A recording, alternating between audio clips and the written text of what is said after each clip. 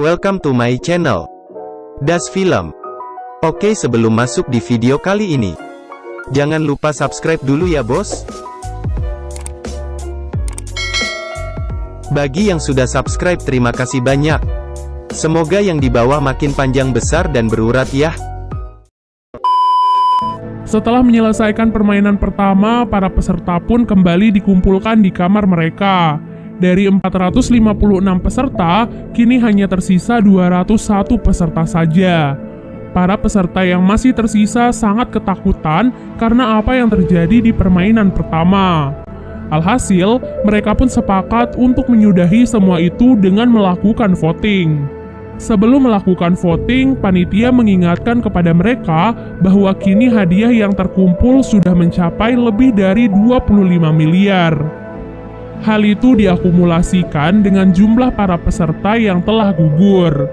Dan jika mereka memilih untuk berhenti dari permainan ini, maka mereka akan dipulangkan tanpa membawa uang sepeser pun. Hal itu tentu membuat mereka semua menjadi goyah. Namun pada akhirnya dengan selisih 1 suara saja, mereka pun sepakat untuk menyudahi permainan tersebut.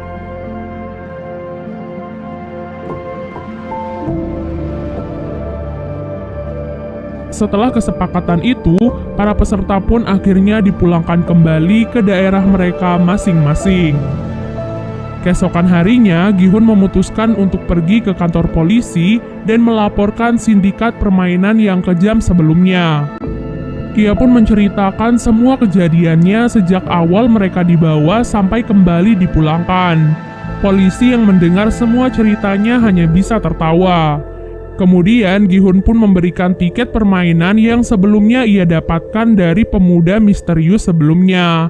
Di sana terdapat sebuah nomor telepon yang bisa dihubungi. Namun ketika si polisi mencoba mengkonfirmasi nomor itu, yang mengangkatnya malah seorang wanita biasa.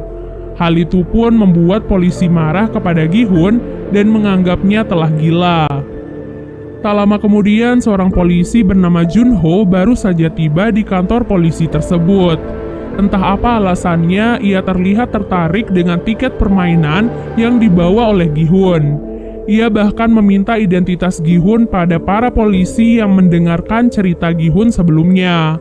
Junho sepertinya mengetahui sesuatu yang janggal dari permainan tersebut. Tak disangka, ia juga memiliki tiket yang sama persis dengan milik Gi-hun. Tiket itu diketahui milik kakaknya yang sudah lama menghilang. Junho pun merasa bahwa kakaknya pasti ada di tempat permainan tersebut. Di tempat lainnya, Gi-hun yang pulang ke rumahnya merasa kebingungan mencari ibunya. Ternyata ibu Gi-hun saat ini dirawat di rumah sakit karena menderita penyakit diabetes akut. Bahkan dokter menyarankan kepadanya untuk segera melakukan operasi. Namun sang ibu justru memilih untuk pulang karena tak sanggup membayar biaya pengobatan di rumah sakit. Hal itu pun membuat Gi-hun sedih dan kecewa pada dirinya sendiri. Ia bahkan nekat meminjam uang pada mantan istrinya demi bisa membayar biaya pengobatan ibunya. Namun yang ia dapatkan malah hinaan dari suami baru mantan istrinya yang juga bahkan melarangnya untuk mendekati putri kandungnya sendiri. Hal itu pun tentu membuat Gi-hun marah dan langsung menghajar lelaki tersebut. Kini Gi-hun pun sadar bahwa apa yang dikatakan panitia permainan itu benar adanya. Dunia luar jauh lebih kejam dari apa yang terjadi di dalam sana. Mereka akan tetap dikejar hutang dan mati di tangan rentenir. Semua kenyataan pahit dunia pun membuat Gi-hun dan yang lainnya tertarik untuk masuk lagi ke dalam arena permainan. Pada malam harinya, mereka semua pun berkumpul dan dijemput seperti saat pertama kali ikut serta. Namun, kini yang berbeda adalah mereka bisa lebih mempersiapkan diri karena sudah tahu apa yang akan terjadi di dalamnya. Dari arah lain, Junho ternyata juga ikut menyusup ke dalam mobil. Kali ini, ia bertekad untuk bisa masuk ke dalam arena permainan agar bisa menemukan kakaknya yang hilang. Ia pun menghajar seorang panitia dan mengambil kostumnya agar ia bisa menyamar tanpa diketahui oleh siapapun. Seperti biasanya, para peserta pun kembali dikumpulkan dalam sebuah ruangan besar. Namun tak diduga ada beberapa dari mereka kali ini datang dengan persiapan, yaitu membawa sebuah senjata atau barang-barang kecil yang mereka perlukan. Dari 201 peserta awal, kini tersisa 187 orang yang memutuskan untuk ikut serta kembali. Yang berarti hadiahnya juga semakin bertambah. Di waktu yang sama, Junho yang kebingungan juga kini harus menyamar menjadi panitia di dalam aula permainan tersebut. Pada malam harinya, Sebyok yang membawa pisau kecil pergi ke toilet dan mencoba menyusup lewat ventilasi. Dengan bantuan Miryong, ia pun berhasil masuk ke dalam ventilasi dan melihat apa yang terjadi di ruangan lainnya. Di sana ia melihat bahwa para panitia sedang membuat gulali berskala besar. Namun ia tak tahu apa yang akan dilakukan dengan semua gula tersebut. Keesokan harinya para peserta pun bersiap dan dikumpulkan untuk memainkan permainan yang kedua. Sebelum memulai permainan, Sang Woo bertanya kepada Sebyok tentang apa yang ia lihat kemarin malam. Ia pun berkata bahwa permainan kali ini pasti merupakan permainan masa kecilnya. Sedangkan Sebyok yang berasal dari Korea Utara pasti akan kesulitan. Oleh sebab itu, Sebyok pun memberitahunya bahwa ia melihat para panitia membuat gulali. Setelah mendengar hal itu, Sang Woo pun langsung teringat akan permainan masa kecilnya, di mana terdapat lelehan gula yang diberikan dalam bentuk yang berbeda-beda. Tugas mereka adalah mengikis gula tersebut sesuai dengan bentuknya. Itulah mengapa ia sengaja mengambil bentuk segitiga karena merupakan bentuk yang paling mudah. Namun anehnya, Sang Woo tidak memberitahu teman-teman terdekatnya tentang hal itu dan malah membiarkan mereka memilih bentuk-bentuk yang sulit. Seperti contohnya Gi-hun mengambil bentuk payung dan kakek Ilnam mengambil bentuk bintang. Peserta memiliki waktu 10 menit untuk menyelesaikan permainan kali ini. Bagi peserta yang gagal membuat bentuk yang sesuai, maka mereka akan langsung dieliminasi atau ditembak. Hal itu pun membuat para peserta yang lain panik dan semakin ketakutan. Mereka semua berusaha sekeras mungkin untuk mendapatkan pola yang diinginkan.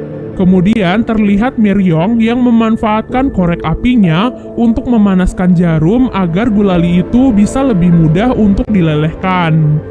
Peserta yang mengambil bentuk mudah satu persatu mulai berhasil menyelesaikan misi dengan aman.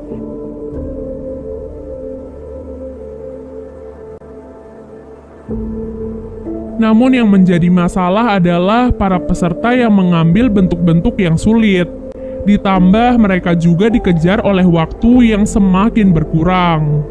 Dalam proses permainan itu, Junho pun mulai dicurigai oleh panitia lain karena ia terlihat kebingungan dan seperti tidak mengetahui tugasnya di sana. Di menit-menit terakhir, Gi-hun pun mendapatkan ide cemerlang agar ia bisa menyelesaikan misi dengan cepat. Saat itu, ia melihat bahwa gulali mereka telah memiliki polanya. Jadi yang harus mereka lakukan adalah menjilati gulali itu sampai bisa dipisahkan dari polanya tersebut. Hal itu adalah cara tercepat yang bisa mereka lakukan saat ini jika ingin selamat. Para peserta yang melihat Gi-hun pun langsung mengikuti triknya. Tak disangka hal itu pun sangat membantu mereka sehingga beberapa peserta termasuk Gi-hun dan kakek Ilnam berhasil menyelesaikan misi dengan aman. Namun ada seorang peserta yang gagal mencoba melawan seorang panitia. Oleh sebab itu, panitia yang lain pun langsung menembak peserta yang lain agar mereka tidak memiliki kesempatan untuk melawan. Peserta itu pun menodongkan pistol ke arah panitia tersebut dan memintanya untuk melepaskan topeng. Namun begitu ia melepaskan topengnya, ia pun langsung ditembak oleh penyelenggara permainan.